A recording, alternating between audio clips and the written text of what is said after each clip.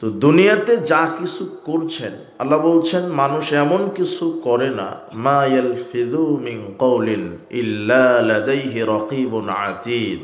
আল্লাহ কোরআন মাজিদে বলছেন মানুষ এমন কিছু কথা বলে না বা কাজ করে না যেটা আমার ফেরেশতারা রেকর্ড করে না রাখছেন। অডিও ভিডিও সহ, শুধু খাতাতে লেখা থাকে না, ওটা অডিও করা হয়, ভিডিও করা হয়। অডিও মানে যে আপনার হাত কথা বলবে, মানে হাতে অডিও করা আছে। অডিও মানে পা কথা বলবে, গায়ের চামড়া কথা বলবে আপনার বিরুদ্ধে। এখন যেমন মোবাইলে একটা ফাংশন দিলেই গান বাজে, তাই না? তেলাওয়াত বাজে, কোরআন বাজে। তো ওরকম বিচার মাঠে আপনার হাতের মধ্যে আল্লাহ অনেক কিছু রেকর্ড করে নিয়েছেন। মানে দুনিয়াতে যা কিছু করছেন সব আল্লাহ হাতের মধ্যে রেকর্ড। এই মানব দেহ তো একটা আশ্চর্য একটা যন্ত্র। এই মাটিটা আশ্চর্যজনক যন্ত্র। ইয়াউমাইযিন তুহাদ্দিসু আখবারাহা, সেদিন মাটি কথা বলবে। এটা আশ্চর্য একটা যন্ত্র। যা কিছু করছেন সব রেকর্ড হয়ে যাচ্ছে মাটিতে। যা কিছু করছেন সব পায়ে রেকর্ড হয়ে যাচ্ছে। আল্লাহ যদি পাকে বলে যে বলো তো তোমার দ্বারা কি করেছে, পা তখন বলে দেবে। তো আপনি যা কিছু করছেন সব কিছুর আমল নামা তৈরি হচ্ছে, একটা আমল নামা, একটা খাতা তৈরি হচ্ছে। আল্লাহ সুবহানাহু ওয়া তাআলা এই কথা বলছেন, ওয়াকাদিমনা ইলা মা আমিলু মিন আমালিন। যখন আমার সামনে মানুষের আমল নামা পেশ করা হবে, ফাজআলনাহু হাবাআম মানসুরা, আমি বহু মানুষের আমল নামা ধূলিকণায় নিক্ষেপ করব, আমল কবুল করব না। আচ্ছা, আপনি আমল করবেন বলেই তো আমল নামা হবে নাকি? যদি আমল না করেন তো তার কিসের খাতা? আমল করছেন বলে ফেরেশতা লিখে রাখছেন, একটা খাতা তৈরি করা হচ্ছে। আর এই খাতাটা আল্লাহর সামনে পেশ করা হবে। বহু মানুষের এই খাতাটা আল্লাহ কোথায় নিক্ষেপ করবেন? ধূলিকণায়, ধূলিকণার মতো নিক্ষেপ করবেন, উড়ে চলে যাবে, কোনো কবুল হবে না। এটা কোরআন মাজিদের একটা আয়াত। এরপর আর একটা আয়াতে বলছেন আমিলাতুন নাসিবা, বহু মানুষ আমল করে শ্রান্ত ক্লান্ত হবে। বহু মানুষ আমল করে শ্রান্ত ক্লান্ত হবে, হতাশ হবে, নিরাশ হবে। আল্লাহ বলছেন ওয়াকাযালিকা ইউরিহিমুল্লাহু আমালাহুম, আমি বিচার মাঠে মানুষকে আমল নামা দেখাবো, দেখাতেই সে আক্ষেপ প্রকাশ করবে, আহা কি আমল করলাম। মানে আমল করি, হজ, জাকাত, তাহাজ্জুদ, সাদাকা এগুলি দেওয়ার পরও আক্ষেপ করবে। কি কারণ? আক্ষেপ প্রকাশ করবে, হতাশা প্রকাশ করবে। হতাশা বোঝেন কিনা, আক্ষেপ বোঝেন কিনা? মানে আপনার ছেলেটা পরীক্ষা দেওয়ার পরে ফেল করেছে। পরীক্ষা দিয়েছিল, সুন্দর হাতের লেখা, সুন্দরভাবে সব পরীক্ষা দিয়েছে। তারপরও মাস্টার সাহেব খাতাগুলি দেখে ওকে ফেল করে দিয়েছে। কি করে দিয়েছে? ওকে ফেল করে দিয়েছে। এখন আপনার ছেলে বলছে, হ্যাঁ এত সুন্দর পরীক্ষা দিলাম, এত কষ্ট করে রাত জেগে পড়াশোনা করলাম, এরপরও ফেল করলাম। ইস, মানে আক্ষেপ, তার এটা হতাশ হয়ে গেল। পরীক্ষা দেওয়ার পরে ফেল। তো আপনি দুনিয়াতে যা কিছু আমল করছেন তার একটা খাতা, মানে এটা এখানে আপনি পরীক্ষা দিতে এসেছেন। কি দিতে এসেছেন? পরীক্ষা। তো যেগুলি দিচ্ছেন এর একটা খাতা হচ্ছে। আর এই পরীক্ষার ফলাফল দিবস হচ্ছে কিয়ামতের মাঠ, বিচারের মাঠ। আমাদের বাচ্চারা দীর্ঘ এক বছর পড়াশোনা করে ফাইনাল পরীক্ষা দেয়, তারপরে একটা কি থাকে? রেজাল্ট থাকে না? রেজাল্টের দিন থাকে, হিসাবের দিন থাকে, ফলাফলের দিন থাকে। অমুক মাসের অমুক তারিখে এসএসসি রেজাল্ট হবে। তখন বাচ্চারা চাতক পাখির মতো চেয়ে থাকে কার কি রেজাল্ট। অনেকে পাস করে, অনেকে কি করে? ফেল করে। তো এখন দুনিয়াতে আমরা সবাই পরীক্ষা দিচ্ছি। আলী রাদিয়াল্লাহু আনহু বলছেন আর তাহালাতে দুনিয়া মুদবিরাতান, দুনিয়া পৃষ্ঠ দেখিয়ে আমাদের থেকে চলে যাচ্ছে। ওয়ারতাহালাতিল আখিরাতু মুকবিলাতান, আর পরকাল সামনের দিকে ধেয়ে আসছে। ওয়ালিকুল্লি ওয়াহিদাতিন মিনহুমা বানুন, দুজনারই সন্তানাদি আছে, দুনিয়ার সন্তানাদি আছে, পরকালের সন্তানাদি আছে। আলী রাদিয়াল্লাহু আনহু বলছেন ফায়াকুনু মিন আবনাইল আখিরা, তোমরা পরকালের সন্তানাদি হও। ওয়ালা তাকুনু মিন আবনাইদ দুনিয়া, দুনিয়া পূজারি হও না, দুনিয়া নিয়ে ব্যস্ত থাকো না। ফাইনাল ইয়াউম আমাল ওয়ালা হিসাব, কেননা দুনিয়াতে শুধু মানুষ কর্ম করবে, এখানে আল্লাহ ফল দিবেন না, রেজাল্ট দিবেন না, হিসাব দিবেন না। ওখানে হিসাব ওয়ালা আমাল, আর আগামীকাল অর্থাৎ বিচার মাঠে সেদিন কোনো আমল চলবে না, সেদিন শুধু আল্লাহ ফলাফল প্রকাশ করবেন। কি প্রকাশ করবেন? ফলাফল। খুব এইদিকে খেয়াল করেন, খুব মনোযোগ। আমি কিন্তু ওয়াজ বা বক্তব্য দিতে পারি না যাতে করে আপনাকে ধরে রাখতে পারবো। আমার বক্তব্য একটু কষ্ট করে ধৈর্যশীলভাবে বোঝার চেষ্টা করেন। রাসূল সাল্লাল্লাহু আলাইহি ওয়াসাল্লাম বলছেন, দুনিয়া হলো কর্মের জায়গা, পরীক্ষার জায়গা। এখানে আল্লাহ রেজাল্ট দেন না। আপনি যতই পাপ করেন ওরকম শাস্তি নেই, বা যত ভালো কাজ করেন তার স্থায়ী কোনো ফলাফল নেই। দুনিয়াতে যা কিছু করছেন এগুলি সব কর্ম করছেন, এখন এর ফলাফল দিবস হচ্ছে বিচারের মাঠ। কোথায়? বিচারের মাঠ। একটা বাচ্চা কষ্ট করে রাত জেগে 1 বছর পড়াশোনা করে পরীক্ষা দেওয়ার পরে একটা দিন আসে ফলাফলের, একটা দিন আসে। তো এই যে দুনিয়াতে আমরা এত কার্যক্রম করছি, মারা যাবো, এরপর বিচারের মাঠে আল্লাহ উপস্থিত করবেন আমাদেরকে কি দেওয়ার জন্য? ফলাফল দেওয়ার জন্য। যার রেজাল্ট ভালো তার পরিণাম জান্নাত, যার রেজাল্ট খারাপ পরিণাম জাহান্নাম। যে পাশ করবে সে জান্নাত, যে ফেল করবে সে কোথায়? জাহান্নাম। তো পাশ করবে কে, ফেল করবে কি? যে পরীক্ষা দিয়েছে সেই পাশ করবে অথবা ফেল করবে, আর যে পরীক্ষায় দেয়নি তার পাশ কি আর ফেল কি? কথা বুঝেন নেব না? কথা বুঝেছেন কি? ফেল করবে কে, পাশ করবে কে? যে পরীক্ষা দিয়েছে সে। দেখেন আর একটা হাদিস দেখেন, আনাস রাদিয়াল্লাহু আনহু বলছেন, রাসূল সাল্লাল্লাহু আলাইহি ওয়াসাল্লাম বলেছেন, আউয়ালু মা ইউহাসাবু বিল আবদু ইয়াউমাল কিয়ামাতি সালাত। বিচারের মাঠে আল্লাহ প্রথম মানুষের নিকট থেকে হিসাব নেবেন সালাতের। কিসের? সালাতের প্রথম হিসাব। বিচার মাঠে হাজির হয়েছেন, আল্লাহর কাঠগড়াতে উঠার সাথে সাথেই আল্লাহ যে আমলের হিসাব নেবেন সেটা হলো সালাতের। এরপর আল্লাহর নবী বলছেন, ফাইন কবিলাত কবিলা মিনুস সাইরু আমালি, যদি আল্লাহ তার সালাতকে কবুল করে তার সব আমল আল্লাহ কবুল করে নেবেন, মানে অটোমেটিক্যালি কবুল হয়ে যাবে সব। যদি সালাত কবুল হয়ে যায় তাহলে আপনার জীবনে যত তাহাজ্জুদ পড়েছেন, হজ করেছেন, সিয়াম রেখেছেন, কোরআন তেলাওয়াত করেছেন, দান সদকা করেছেন, উমরা করেছেন, যা কিছু করেছেন, তাসবিহ তাহলিল জিকির আজগার, যদি সালাতটা কবুল হয় অন্যান্য জীবনের সব ভালো আমলগুলি অটো কবুল হয়ে যাবে। এরপর আল্লাহ নবী বলছেন, ওয়া ইন রুদ্দাত, আর আল্লাহ যার সালাতকে বিচার মাঠে বাতিল ঘোষণা করবে, রুদ্দা আলাইহিস সাইরু আমালি, তার জীবনের সব আমল বাতিল হয়ে যাবে। সালাত বাতিল, তার সব আমল বাতিল। তো সালাত কবুল হবে কার আর সালাত বাতিল হবে কার? বলেন।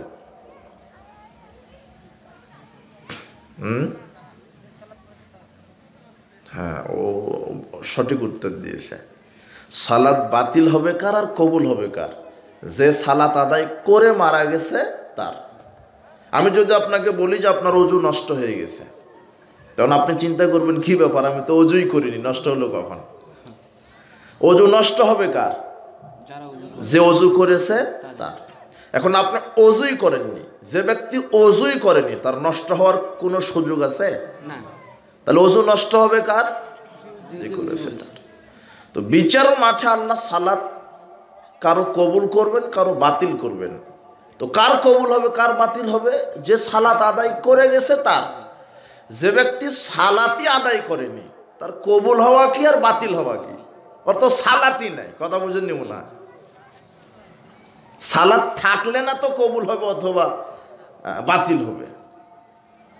তাহলে বিচার মাঠে এক শ্রেণীর মানুষের আমলকে আল্লাহ বাতিল করে দিবেন। আমি কি বিষয়ে বক্তব্য দিচ্ছি? আমল কবুলের শর্ত, ইবাদত কবুলের শর্ত। তা আমল বাতিল হবে কি জন্যে? আমল কবুলের যে শর্ত, সেই শর্তটা যদি আপনার ঠিক না থাকে তাহলে কি হবে? বাতিল হবে। তো এই শর্তগুলি ঠিক রাখতে হবে। আমল করেই বহু মানুষ জাহান্নামে চলে যাবে বিচারের মাঠে। কেন? যদি শর্ত ঠিক না থাকে। এই যে আল্লাহ বলছেন বিচার মাঠে আমার সামনে আমল নামা পেশ করা হবে, আমি আমলগুলি ধূলিকণায় নিক্ষেপ করব। মানুষ আমল করে আক্ষেপ করবে, সালাত আদায় করে বহু মানুষ জাহান্নামে চলে যাবে। দেখেন আব্দুল্লাহ ইবনে আমর রাদিয়াল্লাহু আনহু বলছেন রাসূল সাল্লাল্লাহু আলাইহি ওয়াসাল্লাম বলেছেন, ইন্না বানী ইসরাঈলা তাফারাকাত আলা সিনতাইন ওয়া সাবঈনা মিল্লাতান। বানী ইসরাইল জাতি বিভক্ত হয়েছিল 72 কাতারে। ওয়া তাফতারিকু উম্মতি আলা 73 মিল্লাতান। আর মুসলমানেরা বিভক্ত হবে 73 কাতারে। কারা বিভক্ত হবে 73 কাতার? মুসলমানেরা। কুল্লুহুম ফিন্নার, 72 কাতার মুসলমান জাহান্নামে যাবে। ইল্লা মিল্লাতান ওয়াহিদাতান, এক কাতার মুসলিম জান্নাতে যাবে।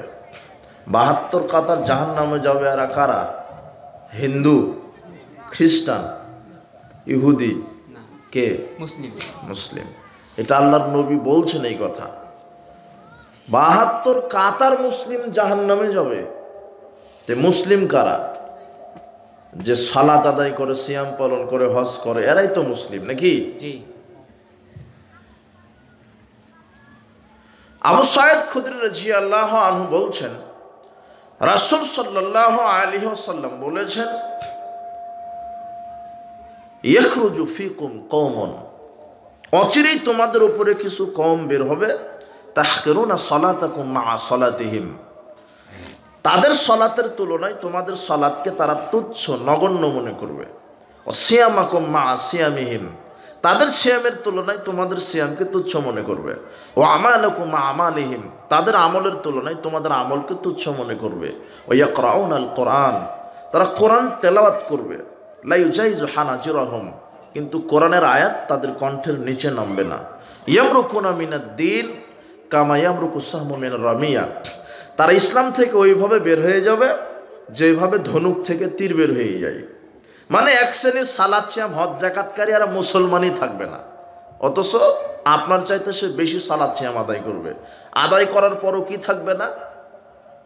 বুঝেনি মনে হয়, মানে কথা বুঝতে পারছে না বক্তব্যটা, যে ঘটনা কি সালাত আদায় করলে মুসলমান থাকবে না, আর 72 কাতার মুসলমান জাহান্নামে যাচ্ছে। তো একটা কারণ আছে তো, নাকি? এই কারণটা না বললে আপনি বুঝতে পারবেন না। আমি গুলি বানিয়ে বলছি নাকি, বাপদাদা লিখেছিল তাই। ও তো 72 কাতার মুসলমান জাহান্নামে যাবে, এই হাদিসটা হলো তিরমিজি 2641। আর সালাত সিয়াম হজ যাকাত আদায় করার পরেও মুসলমান থাকবে না, এরা হবে ইহুদি, খ্রিস্টান, হিন্দুর চাইতে খারাপ। এই হাদিসটা আছে সহিহ বুখারীতে 5058 নম্বর হাদিস। মানে বেশি বেশি সালাত সিয়াম হজ যাকাত সবই আদায় করবে, কিন্তু কি থাকবে না? মুসলমানই থাকবে না। বুঝতে পারছেন না কিছু? যখন আমি বলবো কারণগুলি তখন বুঝতে পারবে যে না ঠিক আছে। 72 কাতার মুসলমান জাহান্নামে, সালাত সিয়াম হজ যাকাত করেই বহু মুসলমান জাহান্নামে। বিচার মাঠে বহু মানুষের আমল নামাকে আল্লাহ কবুল করবেন না, ধূলিকণায় উড়িয়ে দিবেন। এগুলি সব কোরআন মাজিদের আয়াত আর হাদিস। তো কি কারণ? কারণ তো আছে, কারণ আছে। এখন সেই সামনের দিকে আমরা কারণগুলি সামনের দিকে প্রকাশ করব।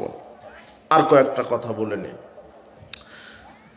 সূরা রুমের 30 নম্বর সূরা 8 নম্বর আয়াতের শেষ অংশে আল্লাহ বলছেন, ওয়া ইন্না কাসীরাম মিনান নাস বিলিকাই রাব্বিহিম লাকাফিরুন, অধিকাংশ মানুষ বিচারের মাঠে আল্লাহর সাথে সাক্ষাৎ করবে কাফের অবস্থায়। কি অবস্থায়?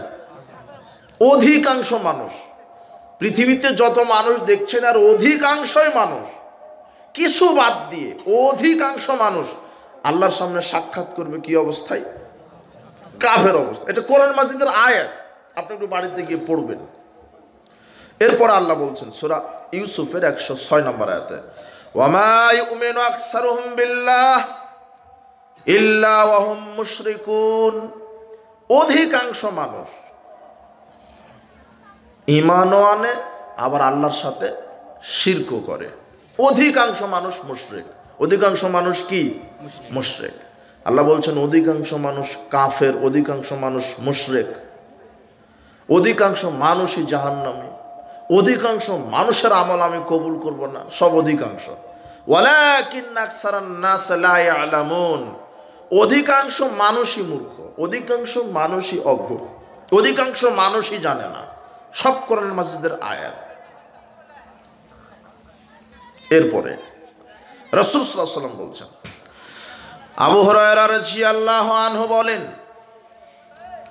রাসূল সাল্লাল্লাহু আলাইহি ওয়াসাল্লাম বলেছেন, বাদিরু বিল আমালে ফিতানান কাকিতাল লাইলিল মুসলিম।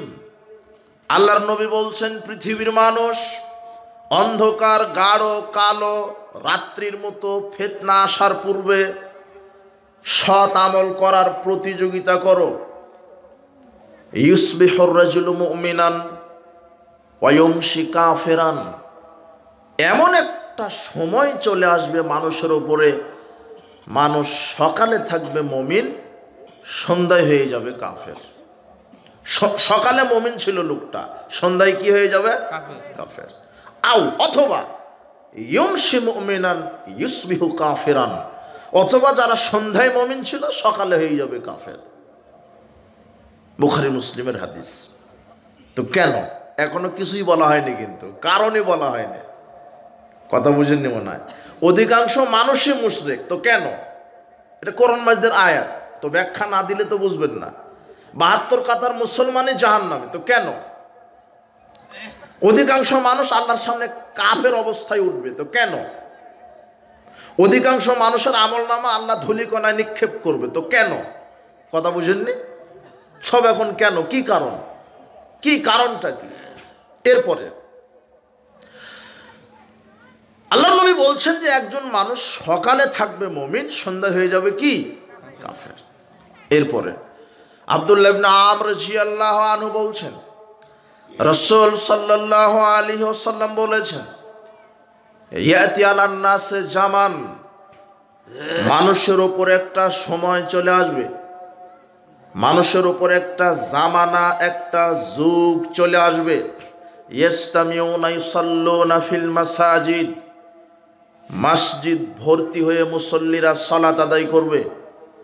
মানুষের সময়ে এমন একটা সময় আসবে, মানুষের উপরে এমন একটা জামানা আসবে, মানুষের ওপরে এমন একটা যুগ আসবে, ইস্তামিউনা ইউসাল্লুনা ফিল মাসাজিদ, ওই যুগের লোকেরা মসজিদ ভর্তি হয়ে সালাত আদায় করবে। ওয়া লাইসা ফীহিম মুমিন, কিন্তু কারো ভিতরে ঈমান থাকবে না। কি থাকবে না? ঈমান থাকবে। মসজিদ ভর্তি কারা থাকবে? মুসল্লি। ভিতরে কি থাকবে না? ঈমান। মুসল্লি কারা বলেন? কেমন নামাজ পড়ে? ঈদের দিনেও তো শুধু পড়ে। কিছু লোক আছে সমাজে শুধু ঈদের দিনে পড়ে, আছে না? আবার কিছু লোক আছে শুধু জুমার দিনে পড়ে, আবার কিছু লোক আছে শুধু রমাদান আসলেই পড়ে, কিছু লোক আছে জুমার দিনে পড়ে, বাকি এক সপ্তাহ পড়ে না, কিছু লোক আছে রমাদানের 1 মাস পড়ে, বাকি 11 মাস পড়ে না। এরা হলো অরিজিনাল মুশরিক। এরা যদি মারা যায় তাহলে এদের গোসল হবে না। যে গোসল দিবেন পানি দিয়ে, পানির হিসাব নেবেন আল্লাহ বিচারের মাঠে। এরা মারা গেলে এদের জানাজা হবে না, কাফন হবে না, দাফন হবে না। যারা শুধু জুমার দিনে পড়ছে, বাকি 1 সপ্তাহ পড়ে না, এরা হলো অরিজিনাল মুশরিক, টাটকা কাঁচা মুশরিক এরা। এটা আল্লাহর নবী বলছেন সূরা ইবনে মাজার 1080 নম্বর হাদিস, ফাইদা তারাকাহা ফাকাদ আশরাকা, যে ব্যক্তি সালাত আদায় করতে করতে ইচ্ছা করে ছেড়ে দিল, সে মুশরিক হয়ে গেল। এটা তো আমার বানানো কথা না। আর ওর জানাজা নাই, দাফন নেই, কাফন নেই, শুধু এমনি কুকুরের মতো মাটি চাপা দিয়ে পুঁতে রাখতে হবে, যাতে করে সমাজে এলাকায় দুর্গন্ধ না আসতে পারে। কথা বুঝেননি মনে হয়? রাসূল সাল্লাল্লাহু আলাইহি ওয়াসাল্লাম বলছেন, বাইনাল আবদি ওয়া বাইনাল কুফরি তারকুস সালাত, মুসলিম আর কাফেরের মধ্যে পার্থক্য হচ্ছে সালাত। যে ব্যক্তি 5 ওয়াক্ত সালাত আদায় করে সে ব্যক্তি মুসলিম, আর যে ব্যক্তি 5 ওয়াক্ত সালাত আদায় করে না সে কাফের। স্পষ্ট রাসূল সাল্লাল্লাহু আলাইহি ওয়াসাল্লামের কথা। আমি মুসলিম যদি 5 ওয়াক্ত সালাত আদায় করি, আর আমি কাফের যদি আমি সালাত আদায় না করি। কথা বুঝেছেন কি? স্পষ্ট কথা। তো বলছিলাম যে অধিকাংশ মানুষ বিচার মাঠে আল্লাহর সাথে সাক্ষাৎ করবে কাফের অবস্থায়। তার মানে দেখেন অধিকাংশ মানুষই তো 5 ওয়াক্ত সালাত আদায় করে না, নাকি? হ্যাঁ, অন্তত এই এলাকায় শতকরা 99 জন লোক সালাত আদায় করে, তাই না? আর একজন বেনামাজি। এই জন্য মনে হয় কষ্ট হচ্ছে বুঝতে। আপনার এলাকায় শতকরা একজন বেনামাজি, তাই না? সবাই তো সালাত আদায় করে, এই জন্য বুঝছেন না। রাসূল সাল্লাল্লাহু আলাইহি ওয়াসাল্লাম বলছেন, বাইনাল কুফর ওয়াল ঈমান তারকুস সালাত। ঈমান আর কুফরের মধ্যে পার্থক্য হচ্ছে সালাত। যে ব্যক্তি 5 ওয়াক্ত সালাত আদায় করে সে ঈমানদার, আর যে ব্যক্তি 5 ওয়াক্ত সালাত আদায় করে না সে কাফের। সে কি? কোনো সন্দেহ আছে নাকি? এটা আল্লাহর নবী বলছেন এই কথা। তো আপনার আমার বলতে সমস্যা কি? যে ব্যক্তি 5 ওয়াক্ত সালাত আদায় করে না সে কাফের, আর যে ব্যক্তি 5 ওয়াক্ত সালাত আদায় করে সে মুসলিম। জাবের রাদিয়াল্লাহু আনহু বলছেন, সামি'তুন নবী সাল্লাল্লাহু আলাইহি ওয়াসাল্লাম ইয়াকুল ইন্না বাইনা রাজুলি ওয়া বাইনা শিরক ওয়াল কুফরি তারকুস সালাত। আমি রাসূল সাল্লাল্লাহু আলাইহি ওয়াসাল্লামকে বলতে শুনেছি, রাসূল সাল্লাল্লাহু আলাইহি ওয়াসাল্লাম বলেছেন, যে ব্যক্তি 5 ওয়াক্ত সালাত আদায় করে সে মুসলিম, আর যে ব্যক্তি 5 ওয়াক্ত সালাত আদায় করে না সে কাফের এবং মুশরিক। এটা আল্লাহর নবীর কথা। তো আপনি বেনামাজি, যে নামাজ পড়ে না তাকে বেনামাজি বলছেন কেন? বেনামাজি শব্দ আপনাকে শিখালো কে? শিখিয়েছে শয়তান। কে শিখিয়েছে? শয়তান। অথচ সালাত আদায় করে না, ওকে বেনামাজি বলতে হবে না, হয় কাফের না হয় কি মুশরিক। ও কাফের। ও মারা গেল, ওর গোসল নাই, ওর জানাজা নাই, ওর কাফন নাই, ওর দাফন নাই। বেনামাজির সাথে মেয়ে বিবাহ দেওয়া হারাম। আপনার মেয়েকে যদি একজন ছেলের সাথে বিবাহ দেন, ও যদি সালাত আদায় না করে 5 ওয়াক্ত, তাহলে ওকে বলতে হবে যে তোমাকে কালেমা শাহাদাত পাঠ করো, আশহাদু আল্লা ইলাহা ইল্লাল্লাহু ওয়া আশহাদু আন্না মুহাম্মাদান আবদুহু ওয়া রাসূলুহু। এখন মুসলিম হলো। বেনামাজি এখন কি হলো? মুসলিম হলো। এরপরে যখন ঈমান আনলো, তখন যদি জোহরের সময় হয়, আগে জোহরের সালাত আদায় করবে, তারপরে বিবাহের বৈঠকে বসে বিবাহ করবে। এছাড়া বেনামাজির সাথে মেয়ে বিবাহ দেওয়াই হারাম। ও বেনামাজি মুসলিম না, হলো কাফের।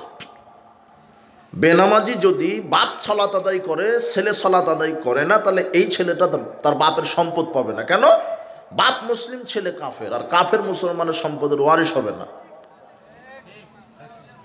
বেনামাজি যদি কোনো পশু, কোনো হালাল পশু জবাহ করে, তাহলে ওই পশুর গোশত খাওয়া যাবে না। কেন? ও বেনামাজি, ও কাফের ছিল। আর কাফের কিছু জবাহ করলে তার ওটা খাওয়া হবে না। 4 ইমামের ফতোয়া আরেকটু কড়া হয়ে গেছে। 4 ইমাম মানে ইমাম মালিক, ইমাম শাফি, এই দুইজন বলছে রাহমাহুল্লাহ, এনারা বলছেন যে বেনামাজি মানে যে সালাত আদায় করছে না, তাকে সালাতের আগে দাওয়াত দেন। যদি সে দাওয়াতকে অস্বীকার করে, তাহলে তাকে হত্যা করো, ফাঁসি দাও। ইমাম আবু হানিফা রাহিমাহুল্লাহ বলছেন যে না, ওকে জেলখানায় বন্দি করে রাখো। আর ইমাম আহমদ বিন হাম্বল বলছে যে না, সালাতের দাওয়াত দেন, এরপর যদি সালাত আদায় না করে তাহলে তাকে ছুরি দিয়ে জবাই করে দাও। এটা ইমাম আহমদ বিন হাম্বলের কথা, ছুরি দিয়ে জবাই। তাই বলে আপনি যেন আগামীকাল সকালে আবার ছুরি দিয়ে বেনামাজ জবাই করেন না। এটা দেশের যে শাসক সে করবে। কথা বুঝে নেব না। বেনামাজিকে জেলখানায় বন্দি করুক, অথবা ফাঁসি দিক, অথবা ছুরি দিয়ে জবাই করে দিক, এই দায়িত্ব কার? সরকারের। তো বাংলাদেশে ইসলামী রাষ্ট্র সরকার নাই, সবাই কাপুরুষ, তাই যে যার মতো তাই কিছু করছে। যদি বাংলাদেশ সরকার সংসদে বলতো একজন বেনামাজির জানাজা হবে না, দেখবেন সবাই ঠিক হয়ে যেত। কথা বুঝেননি? কিন্তু যে বলবে সেই তো নামাজ পড়ে না, এখন কি হবে? কথা বুঝেননি মনে হয়? আল্লাহ বলছেন, ইন্না কাসীরাম মিনান নাস বিলিকাই রাব্বিহিম লাকাফিরুন। অধিকাংশ মানুষই আল্লাহর সামনে সাক্ষাৎ করবে কাফের অবস্থায়। তার মানে যারাই 5 ওয়াক্ত সালাত আদায় করে না, এরাই কাফের, এরাই কাফের, এরাই মুশরিক, এরাই আল্লাহর সামনে সাক্ষাৎ করবে কাফের অবস্থায়। যারা সালাত আদায় করছেন এরা তো কাফের। কিন্তু রাসূল সাল্লাল্লাহু আলাইহি ওয়াসাল্লাম বলছেন ৭২ কাতার মুসলিম জাহান্নামী। এখানে মুসলিম মানে কাফের আর মুসলিমের মধ্যে পার্থক্য কি? সালাত। তাহলে ৭২ কাতার মুসলিম জাহান্নামী মানে ৭২ কাতার মুসলমান ৫ ওয়াক্ত সালাত আদায় করে, এই জন্য তো মুসলিম। কথা বুঝেননি? কিছু আবার সালাত আদায় করেই জাহান্নামী, এই মুসল্লি কারা? আবার কিছু আছে রাসূল বলছেন যে সালাত আদায় করবে খুব বেশি, সিয়াম পালন করবে খুব বেশি, কিন্তু মুসলমানই থাকবে না। এরা আবার কারা? তাহলে কোনো তো কিছু আছে, কোনো কারণ আছে তো নাকি? আচ্ছা, এরপর আল্লাহ বলছেন ওয়ামা ইউমিনু আকসারুহুম বিল্লাহ ইল্লা ওয়া হুম মুশরিকুন। অধিকাংশ ঈমানদার মুখে বলে আল্লাহ আছে, পরকাল আছে, কিন্তু তারা কর্মে মুশরিক। আল্লাহ বলছেন ওয়া মিনান নাসি মান ইয়াকুলু আমান্না বিল্লাহি ওয়া বিল ইয়াউমিল আখির ওয়া মা হুম বিমুমিনিন। আল্লাহ বলছেন মানুষের মধ্যে অনেক মানুষ আছে যারা বলে আল্লাহকে বিশ্বাস করি, পরকালকে বিশ্বাস করি, অথচ আল্লাহ বলছেন ওরা মুমিনই না। ওরা কি না? মুমিনই না। কি ঘটনা?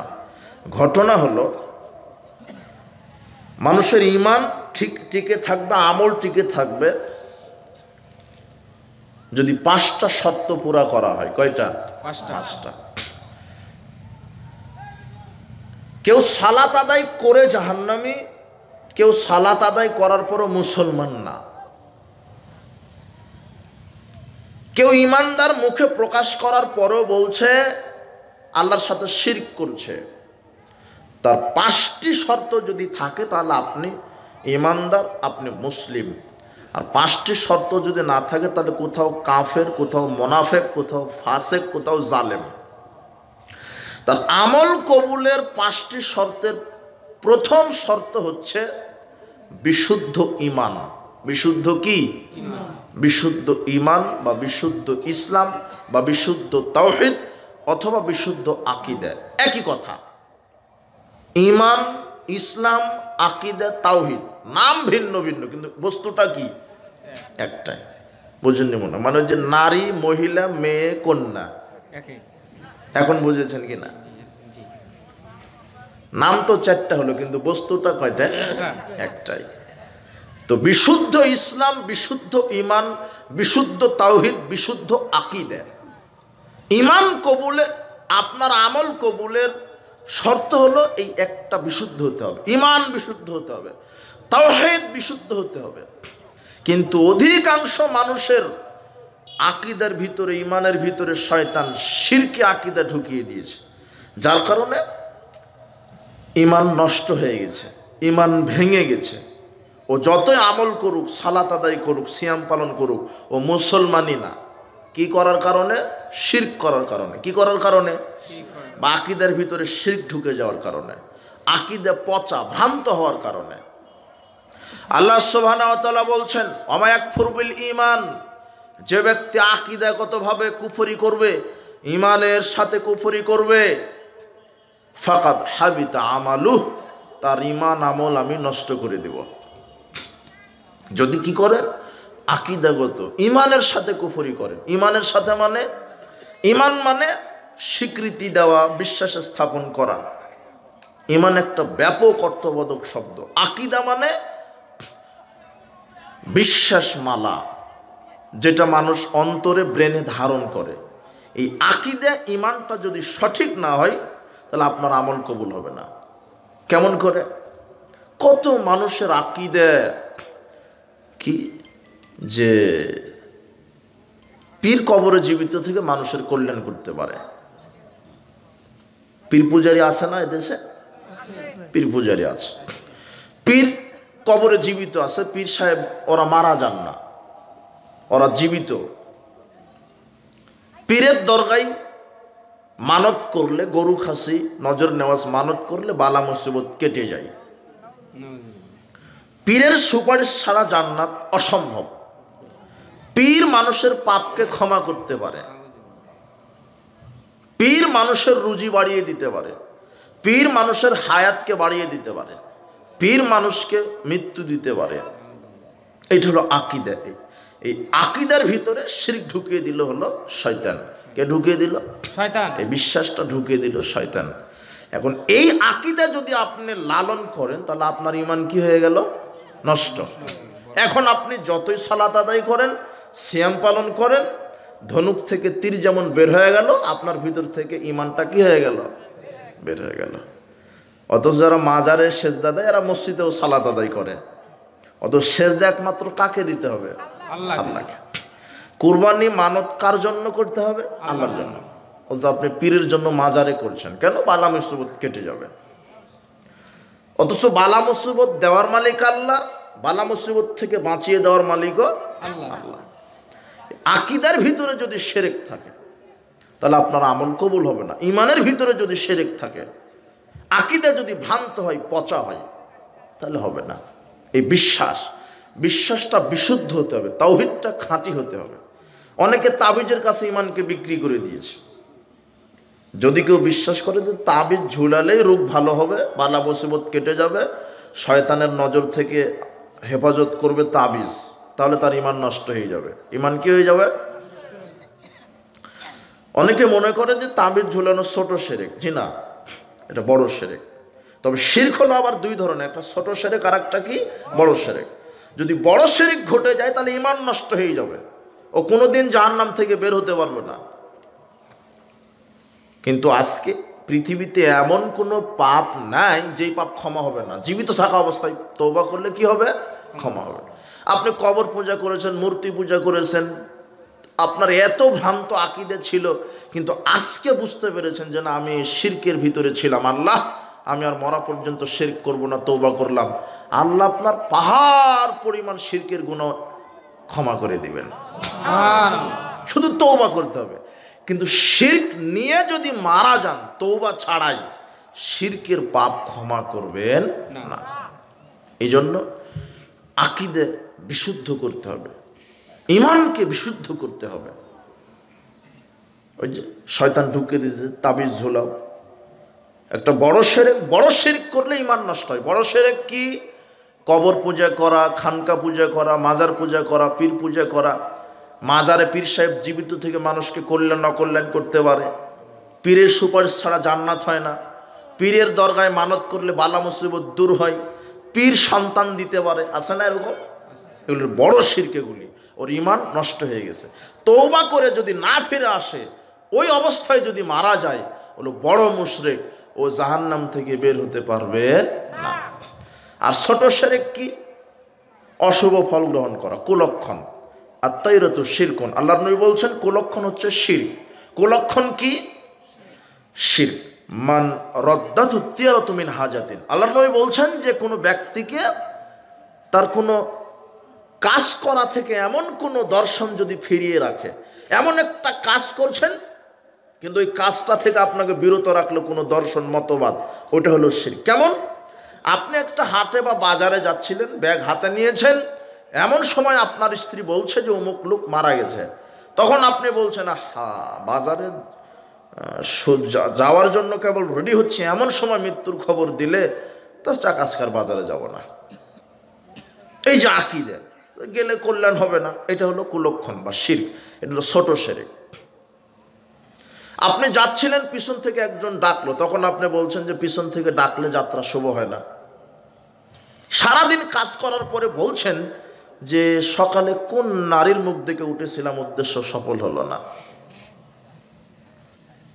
আপনার এই হারাঘাস বাজারে সকাল সকাল গেছেন, একটু বাকিতে জিনিস নেবেন, দোকানদার আর বাকি দিবে না। ওর আকীদা যে প্রথমে যাকে বাকি দিব সারাদিন বাকিতেই যাবে, ওটা হলো শিরক, ছোট শিরক। রাত্রে ঘরের আবর্জনা ঝাড়ু দেওয়া যায় না, গাছ থেকে ফল পাতা পাড়া যায় না, স্বামী স্ত্রী অপবিত্র অবস্থায় কিছু করতে পারে না, এগুলো হলো শিরক। তো ছোট শিরকের ক্ষমতা কি? আপনার বয়স যদি 90 হয় তাহলে 90 বছরের আমল সব ডিলিট করে দিবে। ইসলামটা, ঈমানটা কোনোভাবে থাকবে, কিন্তু আমলটা কি হবে? আল্লাহ বলছেন ওয়ালা আশরাকু লাহাবিতা আনহুম মা কানু ইয়ামালুন। যদি তারা শিরক করে তাদের তার আমল নষ্ট হয়ে যাবে। ছোট শিরক করলে আমল সব নষ্ট হয়। স্বামী স্ত্রী অপবিত্র অবস্থায় সব কিছু করবে, ভাত রান্না করবে, গোয়াল ঘর থেকে গরু বাহির করবে, ব্যবসা করবে, চাকরি করবে, রাজনীতি করবে, সব করবে, শুধু করবে না, পারবে না সালাত আদায় করতে, সিয়াম পালন করতে আর কোরআন মাজিদ তেলাওয়াত করতে। কথা কি বোঝা গেছে? আপনি হারাঘাস বাজারে দুটো জমজ কলা খাচ্ছিলেন, আপনার আকীদা জমজ কলা খেলে দুটো বাচ্চা হবে, তাহলে আপনার আমল সব নষ্ট হয়ে গেল। আর বাড়িতে যদি খান তো আপনার স্ত্রী বলবে তুমি খাও না, ওর দাদাকে দাও। ওর দাদাকে দিতে বলছে মানে ওর দাদার আর বাচ্চা হওয়ার সম্ভাবনা নাই। আপনি খেলে দুইটা বাইর হবে নাকি? ঠিক ঠিক ঠিক ঠিক করছে, বলছে যে কথা ঠিক। এগুলো হলো ছোট শিরক। কথা বুঝেননি মনে হয়? ছোট শিরক। বড় শিরক কি?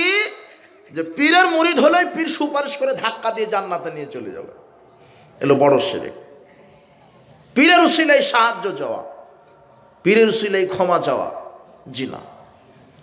এমনকি মুহাম্মদ সাল্লাল্লাহু আলাইহি সাল্লামের উসিলাতেও ক্ষমা চাওয়া যাবে না। মুহাম্মদ সাল্লাল্লাহু আলাইহি সাল্লামের কাছে গিয়ে কিছু চাওয়া যাবে না, চাইতে হবে কার কাছে? আল্লাহর কাছে। মুহাম্মদ কোনো হাজী সাহেব যদি মক্কাতে হজ করতে গিয়ে মদিনায় রাসূল সাল্লাল্লাহু আলাইহি সাল্লামের কবর জিয়ারতের উদ্দেশ্যে গিয়ে মুহাম্মদকে উল্লেখ করে বলে, হে ইয়া রাসূলুল্লাহ আপনি আমাকে সুপারিশ করেন, ও মুশরিক হয়ে যাবে।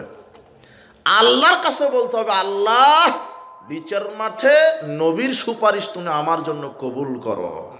কথা বুঝেননি মনে হয়?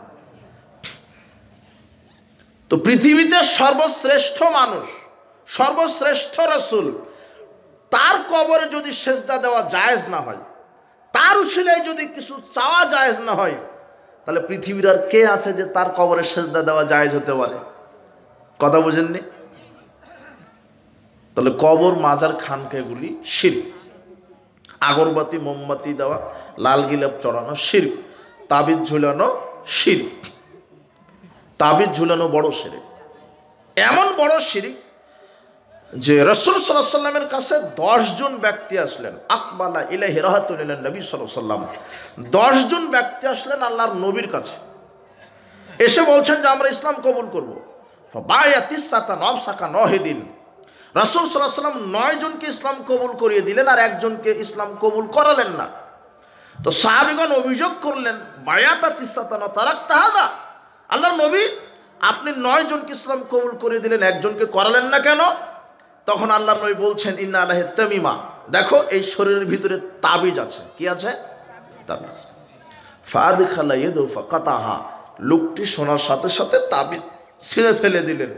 ফাবায়াহু, এরপরে রাসূল সাল্লাল্লাহু আলাইহি ওয়াসাল্লাম তাকে ইসলাম কবুল করিয়ে দিলেন। আচ্ছা, লোকটার ভিতরে তাবিজ থাকা অবস্থায় মুসলমানই হতে পারলো না। কথা বুঝেননি মনে হয়?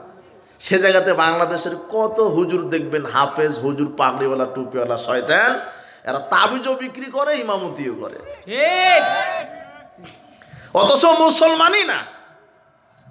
যে হুজুর তাবিজ বিক্রি করে তার পিছনে সালাত হবে না। যে হুজুরের আকীদা যে আল্লাহ সব জায়গাতে থাকেন তার পিছনে সালাত হবে না। যে হুজুরের আকীদা আল্লাহ নিরাকার তার পিছনে সালাত হবে না। যেই হুজুর খতিবের আকীদা যে মুহাম্মদ সাল্লাল্লাহু আলাইহি ওয়াসাল্লাম নূরের তৈরি তার পিছনে সালাত হবে না। যেই হুজুরের আকীদা যে মুহাম্মদ সাল্লাল্লাহু আলাইহি ওয়াসাল্লাম গায়েব জানেন তার পিছনে সালাত হবে না। গায়েব কে জানে? আল্লাহ। যেই হুজুর খতিবের আকীদা যে মুহাম্মদ সাল্লাল্লাহু আলাইহি ওয়াসাল্লামকে সৃষ্টি না করলে আল্লাহ কিছুই সৃষ্টি করতো না, এর পিছনে সালাত হবে না। যেই খতিবের আকীদা যে পীর কবরে জীবিত আছে, পীরের সুপারিশ ছাড়া জান্নাত নেই, পীরের দরকারে মানত করলে বালা মুসিবত কেটে যায়, এই খতিবের পিছনে সালাত আদায় করলে সালাত হবে না। এরা হলো শয়তান, এরা হলো শয়তানের এজেন্ট, প্রতিনিধি। এরাই এই খানকার হুজুরেরা, পাগড়িওয়ালা, টুপিওয়ালা শয়তানেরাই খানকা মাজার নামক শিরকের ফ্যাক্টরি তৈরি করে এদেশের হাজারো লক্ষ কোটি মানুষের ইমানকে এরা চুরি করে ফেলছে। এরা হলো ইবলিশের দালালেরা। এই জন্য ইমানকে বাঁচাতে হবে। আমি সাহায্য চাইবো কার কাছে? আল্লাহর কাছে। সন্তান চাইবো কার কাছে? পাপ ক্ষমা চাইবো কার কাছে? আল্লাহর কাছে। সেজদা একমাত্র কার? প্রার্থনা কার জন্য? আমার আশা ভরসা সব কিছু আল্লাহর জন্য হতে হবে। আমাকে কে বলল যে পীরের উসিলায় আমাকে সাহায্য চাইতে হবে? তাহলে ওই যে 3 জন লোক গুহাতে আটকে গেছিল, জানেন না? বৃষ্টি কবলে পড়ে গুহাতে আটকে গেছিল। তো ওরা কোন পীরকে ডেকেছিল? ওরা পীরকে ডেকেছিল না আল্লাহকে? তো ওরা যদি আল্লাহকে ডাকতে পারে আর আল্লাহ যদি ওদেরকে সাহায্য করতে পারে, তো আল্লাহ আমাকে সাহায্য করবে না? ওই যে পতিতালয়ের নারীকে কুকুর পান পান করালো, ওই পতিতালয়ের নারীর পাপ কে ক্ষমা করেছিল? পীর না আল্লাহ? তো পতিতালয়ের নারীর পাপ যদি আল্লাহ ক্ষমা করতে পারে, তা আমার পাপ আল্লাহ করবে না? কথা বুঝেননি মনে হয়? ওই যে 100 জন মানুষকে হত্যা করলো, ওই 100 জন হত্যাকারী ব্যক্তিকে কে ক্ষমা করলো? ওই যে একজন ব্যক্তি বলল যে আমার ছেলেদেরকে আমি বললাম যে আমি মারা গেলে পুড়িয়ে ছাই করে দাও, তখন ছাইগুলি জমা করে বলল কেন? লেমা ফল তাহাজা, তুমি কি এর কেন করলে? মিন খাসিয়াতি, আপনার ভয়। আনতা আলাম, আপনি ভালো জানেন। আল্লাহ বললেন আমাকে ভয় করেছো, গুফের আল্লাহ, যাও আমি তোমাকে ক্ষমা করে দিলাম। তাহলে ওদেরকে যদি আল্লাহ ক্ষমা করতে পারে, তাহলে আমার কিসের ভণ্ড পীরের উসিলে ক্ষমা চাইতে হবে? আমি সরাসরি কার কাছে যাইব? আল্লাহর কাছে। সারা আলাইহিস সালাম বিপদে পড়েছিলেন, স্বৈরাচারী শাসকের সামনে সালাত আদায় করে কার কাছে প্রার্থনা করেছিলেন? না কোনো পীরের কাছে। এই জন্য আমি মাঝে মাঝে বলি যে পীরের যারা মুরিদ হয় এরা হলো অরিজিনাল বলদ। এরা বলদ বলদ বলদ, বুঝেন কিনা? নগদ মাইজ ভান্ডারী পীর দরবার শরীফের ঘটনায় লেখা আছে যে মাইজ ভান্ডারী পীরের মুরিদ, মাইজ ভান্ডারী পীর দরবার শরীফ হলো চট্টগ্রামে অবস্থিত। তো দরবার শরীফ থেকে একটা জঙ্গল আছে, রাঙ্গুনিয়া কোদালা পাহাড় নাম। তো ওই পাহাড়ে মুরিদ কাঠ কাটতে গেছে। তো কাঠ কাটতে কাটতে সামনে একটা বাঘ। তখন মুরিদ চিল্লে উঠছে, আই গাউসুল আজম মাইজ ভান্ডারী পীর সাহেব, আপনি আমাকে সাহায্য করেন। তখন মাইজ ভান্ডারী পীর তখন ওই দরবার শরীফে অজু করছিলেন, লোটা নিয়ে বদনা নিয়ে অজু করছিলেন। তো দরবার শরীফ থেকে জঙ্গলের দূরত্ব 48 কিলোমিটার। কত? 48। তো 48 কিলোমিটার দূর থেকে পীর সাহেব বুঝতে পেরেছে যে আমার মুরিদ বিপদে পড়েছে। এই অজু করা বাদ দিয়ে পীর সাহেব লোটাটা ফিকে মেরেছে বাঘের পিঠ বরাবর। বাঘের পিঠে লেগে বাঘ মারা গেছে বা পালিয়ে গেছে, মুরিদ উদ্ধার হয়ে গেছে। এটা লেখা আছে। যে আপনি নাউজুবিল্লাহ বলছেন, আপনি আবার কেমন শ্রোতা? ওদের শ্রোতা বলছে সুবহানাল্লাহ। শ্রোতা কোনটা ঠিক, আপনারা না ওরা? কথা বুঝেননি মনে হয়? তাহলে এদেশে সব ধরনের বক্তা আছে, সব ধরনের শ্রোতাও আছে। অবাক। আল্লাহ নবী বলছেন দুআতুন ইলা আবওয়াবি জাহান্নাম, জাহান্নামের দিকে নিয়ে যাওয়ার জন্য কিছু বক্তা বের হবে। কি বের হবে? বক্তা, যারা বক্তব্য দিয়ে জাহান্নামে নিয়ে যাবে। কোরআন থেকেই দলিল দিবে যে পীর ধরা ফরজ। কোরআন থেকে দলিল দিবে পীরের সুপারিশ ছাড়া জান্নাত নেই। এমনিতে নিজের মতো করে ব্যাখ্যা দিবে। বলছে আব্দুল কাদের জিলানীর যারা মুরিদ হবে তাদের কবরের শাস্তি হবে না। কোরআন থেকেই সব ভুল ব্যাখ্যা দিচ্ছে। তো বলছিলাম যে আমি এই জন্য এদের বলদ বলছি, যেদেরকে যা শিখাই তাই শিখে। এরা কোরআন হাদিস বোঝার চেষ্টা করে না, পড়ার চেষ্টা করে না। বলেছে বড় হুজুর যা বলেছে, আকাবির যা বলেছে, পীর সাহেব যা বলেছে। পীর সাহেব যদি পেশাব খেতে বলে তবুও খাবে এরা। পেশাবে খুব বরকত, পেশাব খেলেই বরকত চলে আসে, পেটে বাচ্চা চলে আসে। পীরের কুয়াতে লাভ দিলে নাকি পেটে বাচ্চা চলে আসে। এগুলো আকিদা, এগুলো আকিদা। এই শিরকি আকিদা শয়তান মানুষের ভিতরে ঢুকিয়ে দিয়েছে। এরা সালাতও আদায় করে, কিন্তু এরা কি না? মুসলমানই না এরা। যেহেতু ভিতরে কি নাই? ঈমান নাই। বলদ এই জন্য বলছি যে পীর কবরে মারা গেছে, কবর দিয়ে রেখেছে, তাই ওটা মাজার। ওখানে আপনি গরু খাসি মানত করছেন, ওখানে আপনি আগরবাতি জ্বালান, মোমবাতি জ্বালান, লাল গিলাপটা জড়ায় দিলেন। তো মারা গেছে ওর কবরে গিলাপটা জড়ালেন কেন? মারা গেছে ওই মাজারে 500 টাকা দিলেন কেন? ওখানে মোমবাতি জ্বালালেন কেন? কত রেল লাইনে, রেল স্টেশনে, গাছতলাতে, রাস্তাঘাটে বিধবা, এতিম, অসহায় লোক পড়ে নাই? শীতের কাঁপুনিতে ঘুমাতে পারছে না। ওই লাল চাদর কবরের উপরে দেওয়া জরুরি, না শীতের কাঁপনে যে ঘুমাতে পারছে না তার শরীরের উপরে দেওয়া জরুরি? বুঝেননি মনে হয়? লাল কাপড়টা আমি কি মরা মানুষের কবরের উপরে দেওয়া জরুরি হলো, না জীবিত মানুষ যে শীতের কাঁপুনিতে ঘুমাতে পারছে না তার শরীরের উপরে কম্বলটা জড়িয়ে দেওয়া জরুরি হলো? জীবিত মানুষ যে চিকিৎসার অভাবে মারা যাচ্ছে, যে খাবার পাচ্ছে না, অথচ আপনি মরা মানুষের ওখানে 500 টাকা দিলেন। আপনি কি জানেন ওই 500 টাকা নিয়ে কি করে? ওরা গাঁজা খায়। ওরা এক একটা পীর দরবার শরীফ মানে গাঁজা শরীফ, ওগুলা গাঁজার এক একটা ফ্যাক্টরি। গাঁজা কোম্পানিতে অত গাঁজা পাবেন না, এদেশের মাজারে যত গাঁজা আছে। আপনি ওখানে গরু দিলেন কেন? গরু দিলেন কাকে? গরু খায় কে? গরু তো দিলেন আব্দুল কাদের জিলানীকে, কিন্তু খেলো কে? টাকা তো দিলেন শাহজালাল সিলেটির মাজারিতে, কিন্তু টাকাটা খেলো কে? এই জন্য আমি বলি যে যারা পীরের মুরিদারা হলো অরিজিনাল বলদেরা। কথা বুঝেন নিব না? ও তো একজন ভিক্ষুককে দিতে পারতো, টাকা দিতে পারতো না? আল্লাহ আমাদেরকে এই আকীদা ঈমানটা বিশুদ্ধ করে নেওয়ার তৌফিক দান করুন। এটা আমল কবুলের, ঈমানটা ধরে রাখার এই বিশুদ্ধ ঈমান, এটা এক নাম্বার। নাহলে আমল কবুল হবে না, ঈমান নষ্ট হবে শিরক করলে। ইন্নাহু মায়ুশরিক বিল্লাহ ফাকাদ হারামাল্লাহু আলাইহিমুল জান্নাহ। আল্লাহ বলছেন যে আমার সাথে শিরক করবে তার উপরে আমি জান্নাতকে হারাম করে দিব। শিরক করলে তার উপরে জান্নাত হারাম, এক। দুই, শিরক সবচেয়ে বড় পাপ। পাপের জগতে সবচেয়ে বড় পাপ কি? শিরক। তিন, শিরক যদি কেউ করে তার জীবনের সব আমল নষ্ট হয়ে যায়। চার, শিরক যে ব্যক্তি করে মারা যাবে তার ব্যাপারে রাসূল সাল্লাল্লাহু আলাইহি ওয়াসাল্লাম সুপারিশ করবেন না। শিরক সবচেয়ে বড় পাপ। পাঁচ, শিরক ব্যতীত সব পাপ ক্ষমা করতে পারে, কিন্তু শিরকের পাপ আল্লাহ ক্ষমা করবেন না। শিরক হচ্ছে ক্ষমার অযোগ্য পাপ। এই জন্য শিরক থেকে বেঁচে থাকবেন, ছোট শিরক হোক আর বড় শিরক হোক, ঠিক আছে না? কত সমাজে কুসংস্কার চালু আছে, বলছো যে অমুক দিনে বাঁশ কাটা যায় না, তো কাটলে কি হয়? কথা বুঝেননি? মা মেয়েকে বলছে এখন সন্ধ্যাবাতি জ্বালাও, মানে আগুন পূজা। ওটা হিন্দু নাকি যে আপনি সন্ধ্যাবাতি জ্বালাতে হবে? আর যত এই যে বুড়ি আছে, দাদি নানি, আর এক একটা শিরকের ফ্যাক্টরি এক একটা।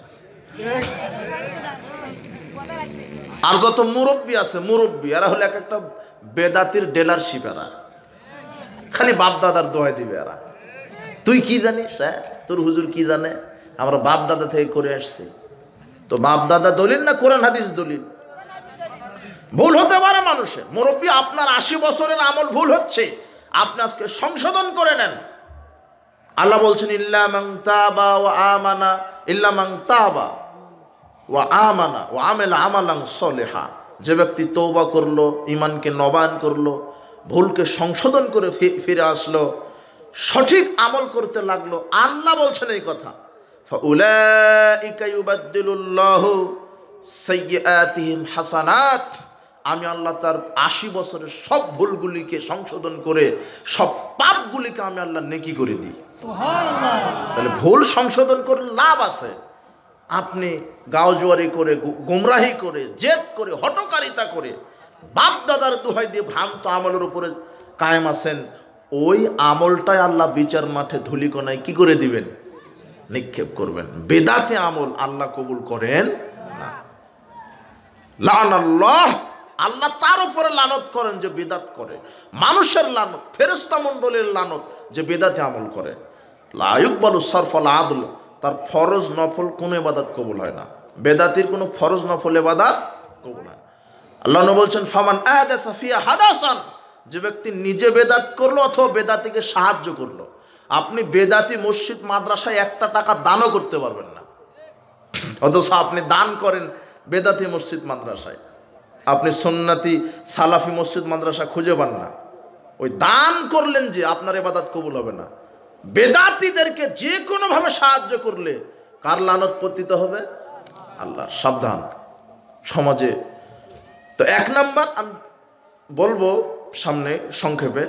তো এক নম্বর আমল কবুলের পূর্বশর্ত বিশুদ্ধ ঈমান, বিশুদ্ধ তাওহীদ, বিশুদ্ধ আকীদা, ঠিক আছে না? আকীদার আরও অনেক পার্ট আছে, অংশ আছে। এগুলো তো শিরকের কিছু অংশ বললাম। আমার অনেকের আকীদা যে আল্লাহ নিরাকার, তাই না? অথচ আল্লাহর আকার, হাত, পা, চক্ষু, এগুলোর ব্যাপারে আল্লাহ নিজে বলেছেন। কিন্তু কেমন? লাইসা কামিসলিহি শাই, তার মতো কোনো কিছু না। আল্লাহর হাত আছে, কেমন হাত? যেমন তার মতো শোভা পায়। আল্লাহর চোখ আছে, কেমন? যেমন তার মতো। আল্লাহর পা আছে, কেমন? পা যেমন তার মতো। কিন্তু কারোর সাথে তুলনা করা যাবে না। কিন্তু বিশ্বাস করতে হবে আল্লাহর কি আছে? হাত আছে, পা আছে। কথা বুঝেছেন? আল্লাহ সব জায়গাতে থাকেন না। কোথায় থাকেন? আর রহমান আলাল আরশি ইস্তাওয়া, রহমান তিনি আরশের উপরে সমুন্নত হয়েছেন। তো এগুলো আকীদার বিষয়। রাসূল সাল্লাল্লাহু আলাইহি ওয়াসাল্লাম গায়েব জানেন না, অতটুকুনি জানেন যতটুকুন আল্লাহ জানিয়েছেন। কিন্তু গায়েবের চাবি সমূহ কার হাতে? আল্লাহর হাতে। রাসূল সাল্লাল্লাহু আলাইহি ওয়াসাল্লাম যদি গায়েব জানতেন তাহলে আয়েশা রাদিয়াল্লাহু তাআলার উপরে জেনার অপবাদ দিয়েছিল না? 1 মাস অপেক্ষা করলেন কেন? উনি তো বলে দিন না না না, আমি তো গায়েব জানি, ওটাই ঘটনা। কিন্তু অপেক্ষা করলেন কেন? ওই ঘটনাতেই গলার হার হারিয়ে গেছিল কার? আয়েশা রাদিয়াল্লাহু তাআলার। তো সন্ধ্যা পর্যন্ত খোঁজা লাগলো কেন? উনি তো গায়েব যদি জানতেন বলে দিতে পারতেন, ওই যে উটের পিঠের নিচে আছে, যাও বের করে নিয়ে আসো। কথা বুঝেননি? কথা বুঝেননি মনে হয়। তার মানে অতটুকুনি জানেন যতটুকুন কে জানান, কিন্তু গায়েবের চাবি সমূহ কার হাতে? আল্লাহর হাতে। লাগিয়ে দিয়েছে পীর সাহেব গায়েব জানে। হায়াতুন নবীতে বিশ্বাসী, নবী মারা যাননি তাই পীরও মারা যায়নি। তো নবী মারা যায়নি, মরবে কখন? তার তো চিরঞ্জীব হয়ে গেল। তো চিরঞ্জীবকে আল্লাহ না? তো আল্লাহও চিরঞ্জীব, মোহাম্মদও চিরঞ্জীব হলো। নবী মারা গেছেন এটাই ঠিক। যে বলবেন নবী জীবিত মারা যাননি সে হলো মুশরিক, সে হলো খাঁটি মুশরিক। সে হাইয়ুল কাইয়ুম, চিরঞ্জীব চিরবিদ্যমান কে? কোনো মানুষ নয়। মুহাম্মদ সাল্লাল্লাহু আলাইহি ওয়াসাল্লাম মানুষ, তিনি মাটির তৈরি। এই যে আকীদার বিষয়, এগুলি এই আকীদাকে খালাস করতে হবে। তাবিজ, কবজ, অষ্টাধাতুর আংটি এগুলি খুলে ফেলে দিবেন, ছেড়ে ফেলে দিবেন। অনেক আহলে হাদিস সমাজে তাবিজ ঝুলায়, এগুলি আপনি কি বলবেন? এমনিতে তো আমি কথা বলছি না, অনেক হাজি সাহেব আছে তাবিজ কোমরে বেঁধে চলে গেছে মক্কাতে হজ করতে। ও মুসলমানই নাই, হজ বহুদূরের কথা। সাবধান, আজকে তাবিজ খুলে ফেলবেন। আজকে তাবিজ খুলে ইমানকে নবান করবেন। কি বলে? আশহাদু আল্লা ইলাহা ইল্লাল্লাহু ওয়া আশহাদু আন্না মুহাম্মাদান আবদুহু ওয়া রাসূলুহু। যত বেনামাজি আছেন আজকে আশহাদু পাঠ করে বাসায় গিয়ে এসার আগে 4 রাকাত সালাত আদায় করবেন, তারপর ফজর থেকে। কথা বুঝেননি মনে হয়? আল্লাহ আমাদেরকে ইমানকে নবান করার তৌফিক দান করুন। আমল কবুলের 1 নাম্বার পূর্ব শর্ত বিশুদ্ধ ঈমান, বিশুদ্ধ আকীদা, বিশুদ্ধ তাওহীদ, বিশুদ্ধ ইসলাম। 2 নাম্বার পূর্ব শর্ত বিশুদ্ধ তরিকা। বিশুদ্ধ কি? তরিকা। আকীদা ঠিক আছে, ঈমান ঠিক আছে, বিশুদ্ধ তরিকা হতে হবে। কি হতে হবে? তরিকা। এবং এই তরিকাটা কার? মুহাম্মদ সাল্লাল্লাহু আলাইহি ওয়াসাল্লামের। কার তরিকা? আমল করব আল্লাহর জন্য, কিন্তু তরিকা হবে কার? মুহাম্মদ সাল্লাল্লাহু আলাইহি ওয়াসাল্লামের। কার তরিকায় আল্লাহর আমল করব? মুহাম্মদ সাল্লাল্লাহু আলাইহি ওয়াসাল্লাম। আল্লাহ বলছেন মাই ইউতিউর রাসূলা ফাকাদ আতা আল্লাহ। যে ব্যক্তি রাসূলের তরিকাকে মেনে নিল, যে ব্যক্তি রাসূলের আনুগত্য করলো, সে যেন আমি আল্লাহরই আনুগত্য করলো। কুল ইন কুনতুম তুহিব্বুনাল্লাহ ফাত্তাবিউনি ইউহিব্বুকুমুল্লাহ ওয়া ইয়াগফির লাকুম যুনুবাকুম ওয়াল্লাহু গফুরুর রহিম। আল্লাহ বলছেন তোমরা যদি আমাকে ভালোবাসতে চাও তাহলে রাসূলের ইত্তেবা করো। কার ইত্তেবা? তাহলে আমি তোমাদেরকে ভালোবাসবো। শুধু ভালোই বাসবো না, তোমাদের বিগত সব পাপগুলিকে ক্ষমা করে দিব। আল্লাহ সুবহানাহু ওয়া তাআলা রাসূল সাল্লাল্লাহু আলাইহি ওয়াসাল্লামের ইত্তেবা করতে বলেছেন। রাসূল সাল্লাল্লাহু আলাইহি ওয়াসাল্লামের